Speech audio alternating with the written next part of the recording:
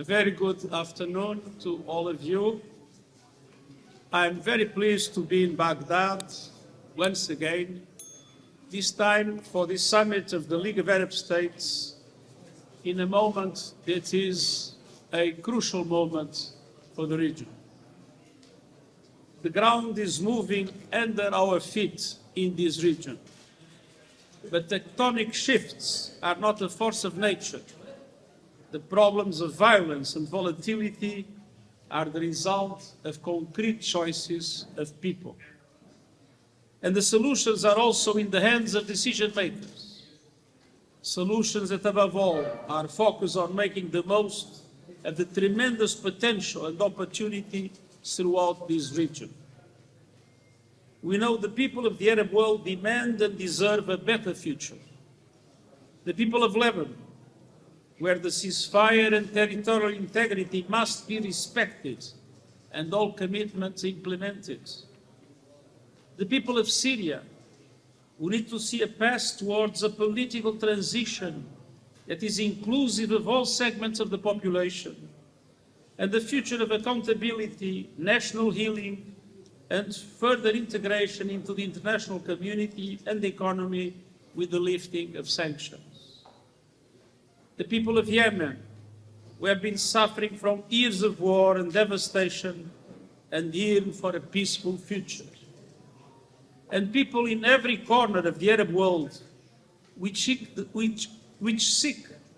same as those anywhere, a future of justice, dignity, human rights, security, peace, and hope.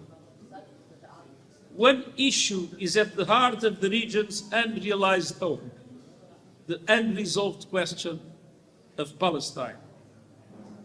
A two-state solution, Israel and Palestine living side by side in peace and security, with Jerusalem as the capital of both states, is not just a vision, it is a necessity. That goal has never been more imperative, but unfortunately also never more distant. A two-state future is disappearing before our eyes, and we need to revert this trend. In Gaza, the situation of Palestinians is beyond description, beyond atrocious, and beyond inhumane. A policy of siege and starvation makes a mockery of international law.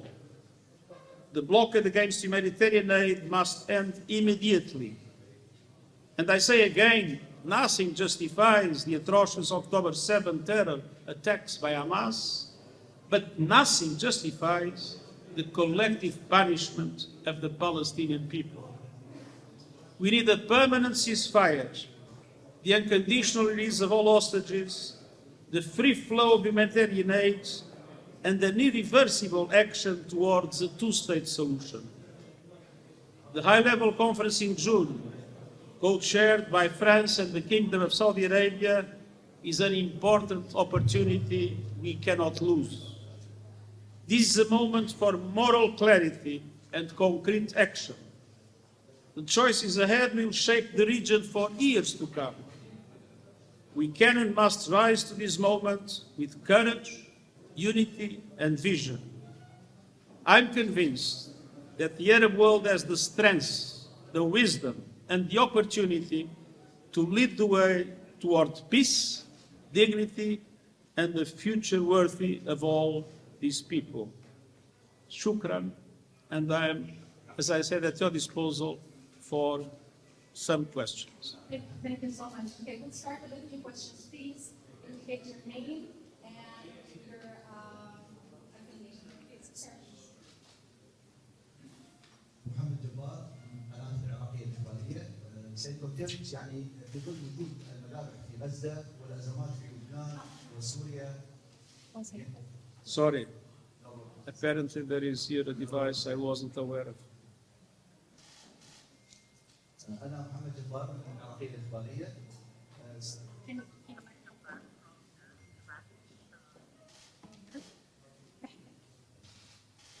سيد غوتيريش، مساء الخير اولا. انا محمد جبار من العراقيه الجباليه.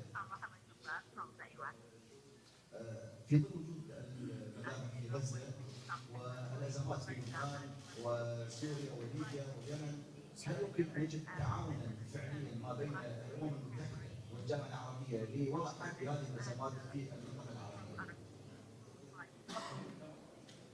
Well, just to give you an example, we had yesterday a very important meeting between the Secretary-General of the Arab League, the President of the Commission of the African Union, and myself. And we decided to work together, to have a regular contact among the three, to better coordinate all initiatives in relation to peace in Sudan. And at the same time, we will have in Addis, in an informal way, representatives of the three to prepare our meetings and to make sure that African Union, Arab League, and UN will work together for the peace in Sudan. Thank you.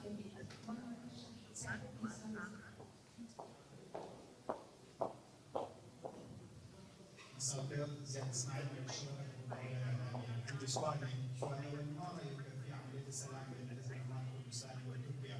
هل طلبوا منك طرفا او تلعب دورا في هذه العمليه؟ والسؤال الثاني، هل تمت المناقشه القضيه التركيه في سوريا؟ ماذا ستفعل القمه العربيه في سوريا؟ شكرا. First of all, I must say that I am impressed by the positive evolution in Iraq.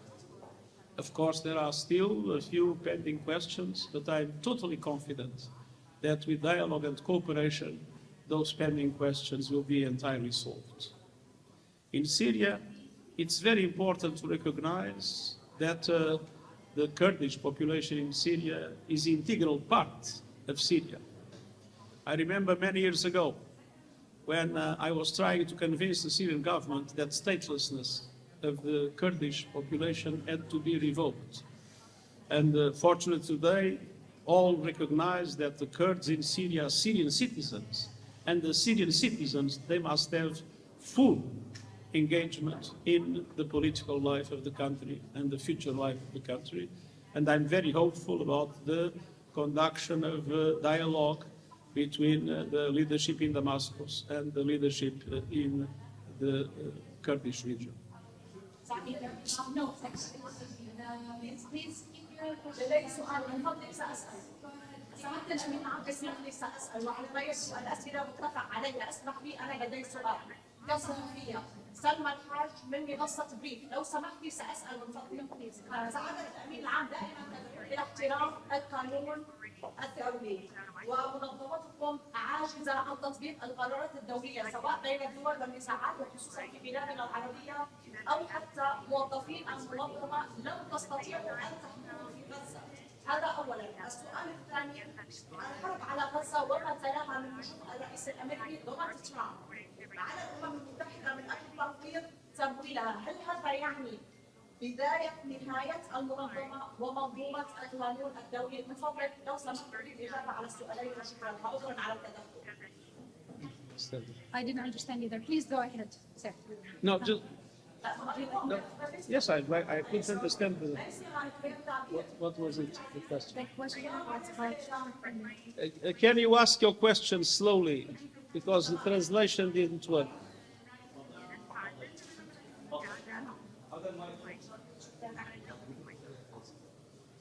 Slowly.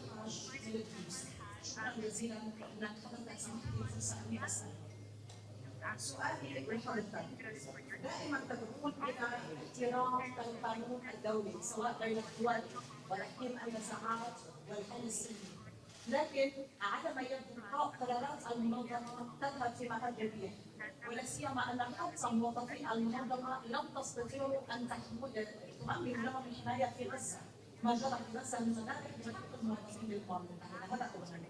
السؤال الثاني، ما يقول به الرئيس الامريكي دونالد ترامب على المنظمه من هجوم، هل هذا بدايه لتقويض المنظمه ونهايه عمل هكذا مؤسسات؟ شكرا جزيلا.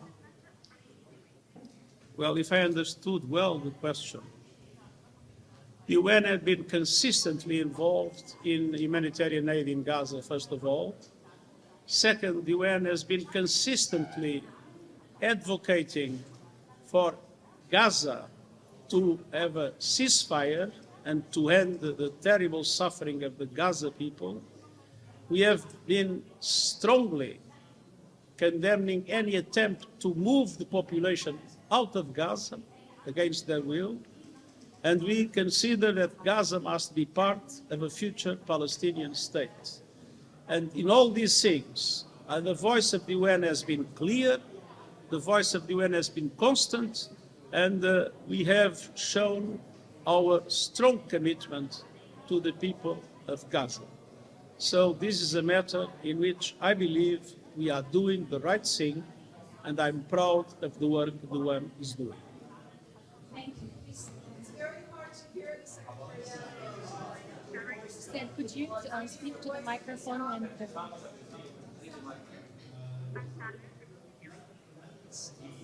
Could you please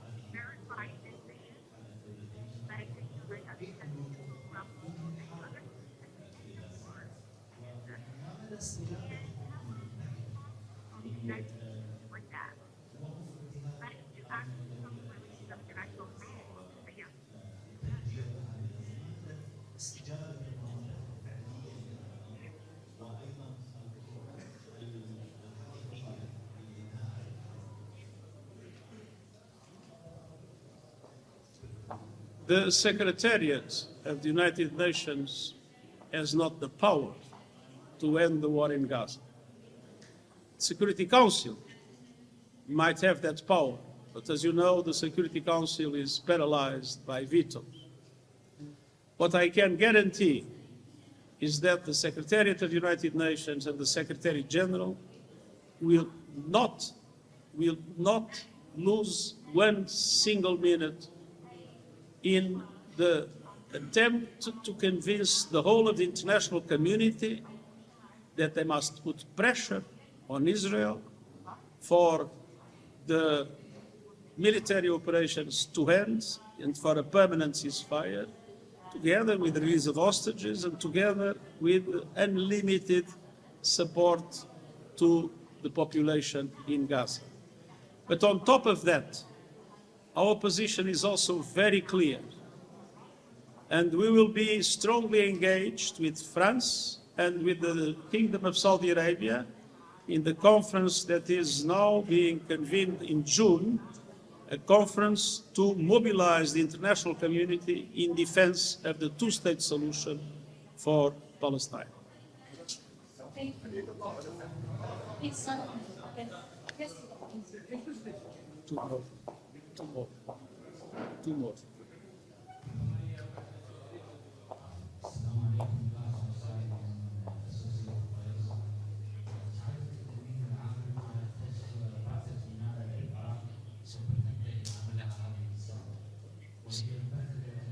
Sorry, I lost translation.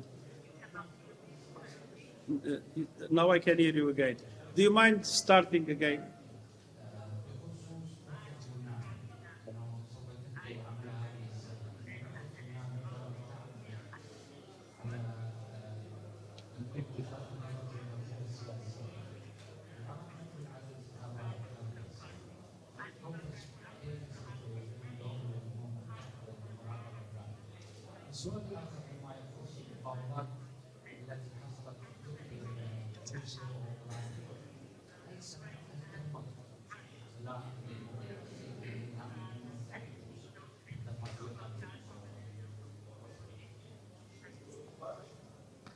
First of all, in Iraq, we are proud that our mission will be able to end in the 31st of December of this year, which means that Iraq was able to progressively solve its problems And we are confident that any pending situations will be able to be solved in dialogue by the Iraqis themselves.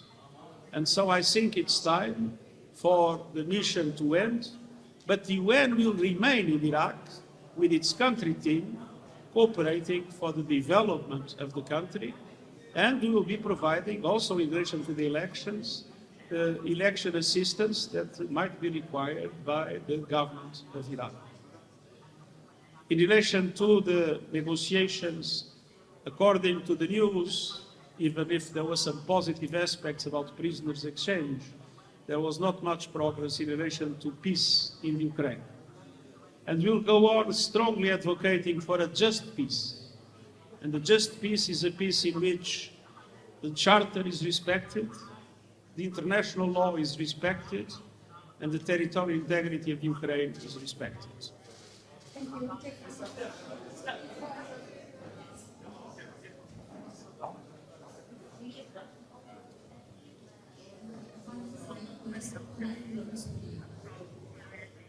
Could you stand up, please?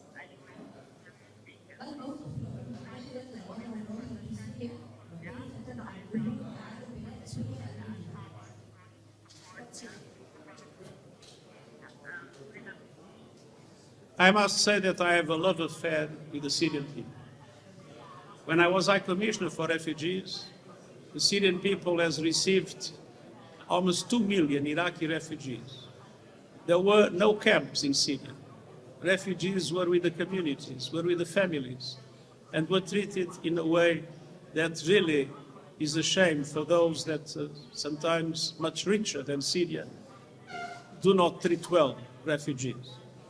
And so I am emotionally linked to the will of seeing Syria united, with its territorial integrity respected, and with all communities of the civilian society being able to be fully engaged in the political future of the country and fully participating in this political future and protected. I hope this will happen, and I also hope that the removal of sanctions will create the conditions not only for this positive, inclusive political development, but also for the Syrian people finally to have access to the development that is so necessary for the Syrian youth to regain hope. Thank you so much, Mr.